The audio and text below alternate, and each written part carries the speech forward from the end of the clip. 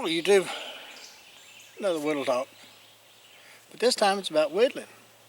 Okay, sitting here with my favorite, and I hate labels, but this is a bushcraft knife.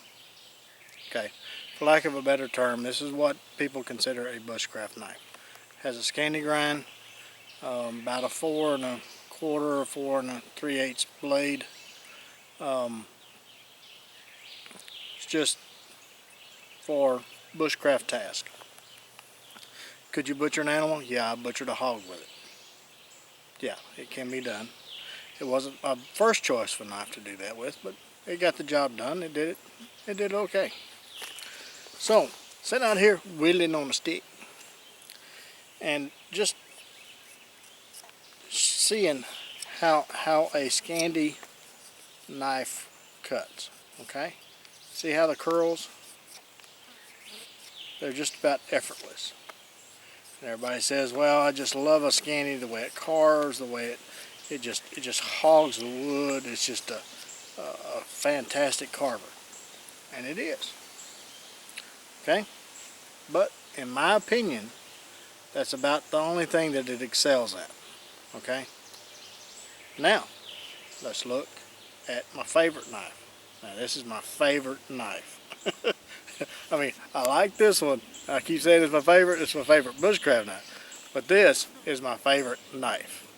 Just out of everything. If I was going to be dropped in a jungle somewhere, this is the knife I would want. Okay, let's see how it works. So we got it choked up on here. And this is a flat grind. See how it's hogging the wood off? Just effortless. Just like the Scandi.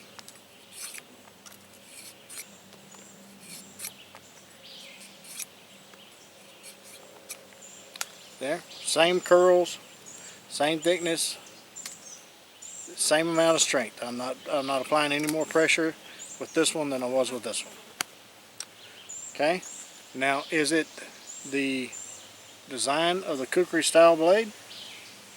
Well, let's test that theory out. Flat grind, okay, but it's not a crooker, it's just a standard knife. Again,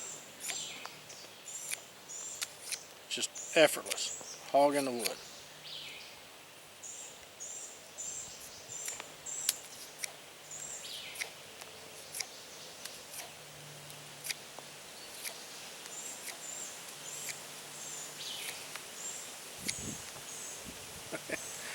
Now, if you were going to cut meat, in my opinion, this would be the better choice.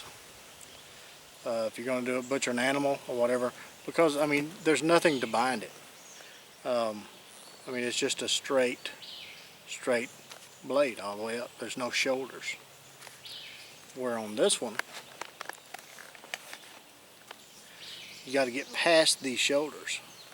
See these shoulders here? You got to get past them. See, when you're carving a stick, if you're cutting into it, you can only cut about that far. That right there.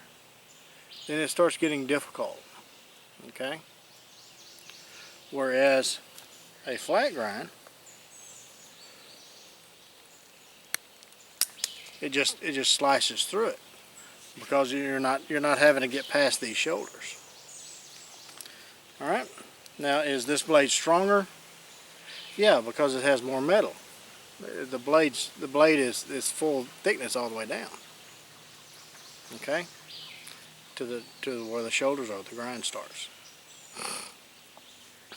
But I mean, if you wanted to use this to baton a 4-inch log with it, then you'd probably want the additional metal. But if you wanted to use it to cut, you'd probably want something like this. It's very thin. So it just depends on what task you want it for. I mean, a knife is to do whatever you want it to do, and the design should dictate however you want it to do. Does that make sense? To do what you want to do. Okay. Now, for me, the way I use a knife, because I always have an axe, And if I had to, I could baton with this blade. I could baton up to a 3-inch log, and that's plenty around here for a 1-stick fire. With this knife. Would I do it? Only in an extreme emergency would I do that. But for multi-purpose tasks and things like that, to me, a flat grind is the better grind, in my opinion. Is this fun to play with? Absolutely, it's fun to play with. That's the reason I kept it. I haven't sold it. It's because I love to whittle with it. It's just a joy to sit and whittle on a stick.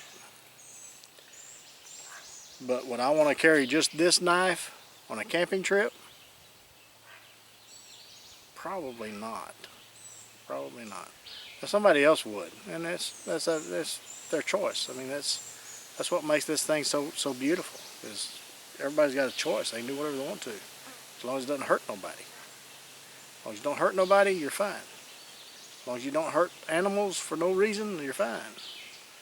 Just going out and doing your thing with any knife that you choose to do, though, ain't nothing wrong with it. But in my choices, if I were to take 2 knives, it would be this one, the hog's tooth, and this one, which is the little boning fillet multi-purpose knife. This would be a good little skinner for small game. It will fillet a small panfish. It will fillet a catfish. It would do all the multi-purpose tasks that you'd want for game prep, small game prep. Even deer. I mean, you could skin a deer with this very easy. Or with this. I mean, you could skin a deer or a hog, or you saw me skin a snake with it. I mean, but filleting a fish, it might be a little difficult with this. But with this, it's a breeze. So, just my opinions. I prefer the flat grind. I mean, you can get into the hollow grinds and the saber grinds and all that. And a saber is just a flat grind. It goes part of the way up the blade. And that would be my second choice. Matter of fact, I started making the hog's tooth as more of a saber grind. I stop it just before I get to the top. And that's just so that it has a little bit more meat on it. Because some people, they use the hog's tooth a little bit more drastic than I do. Of course, I've abused this one pretty good. I stuck it in a log over there getting that punk wood out. You got to pry it in there and just like a lever, and it popped it out. But I wouldn't recommend it for anybody else to do that. Me, if I break it, I'll just make me another one. But anyway, it did it. I mean, I just put it in there, popped that punk wood right out. But in a survival situation, in a true bug out, would I do that? No, I'd use my axe. But I didn't want to walk back up to camp, get my axe, and go back out there. I was lazy. See? Lazy is what gets people hurt or get things broke. But I was guilty. It didn't break, thank goodness, but it could have. Alright, so anyway, my 2 cents on between flat grind and a Scandi grind. A hollow grind, if you're going to just use it for a hunting knife and skinning game and stuff like that, yeah, I'd say that's probably a good grind. But for camp chores and all that, I wouldn't. It wouldn't be my choice for anything, to be honest with you. So, convex is really good, and if you want to take the pains of taking specialty items to sharpen. The problem I see with a convex, and somebody might have figured out how to do this, I don't know, but I mean, in a long-term bug out situation, eventually your sandpaper is going to wear out of how you sharpen a convex.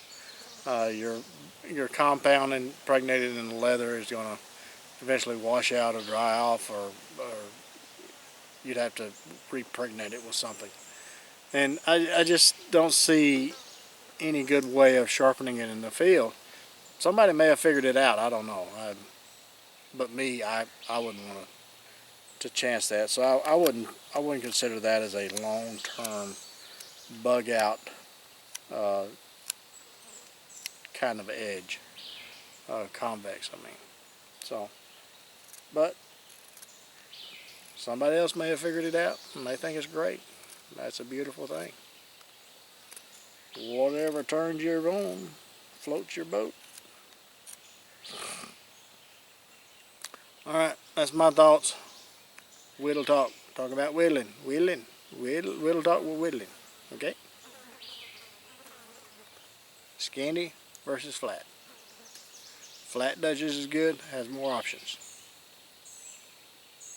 Okay? Will it take the abuse this one takes? No. Should this one take the abuse? No. But people do it. But this one will serve you just as good, a flat grind. So, just has better options. Until the next one, you guys to be safe. Take plenty of band-aids and lots of knives. You see me, I've got at least 3. Well, you saw my cutting tools when I laid out my pack, so you know how many knives I got. Now, on a real bug out, would I take that many knives? Probably. Maybe more. But I'm just a knife guy. Alright, I'll see you on the next one. Bye.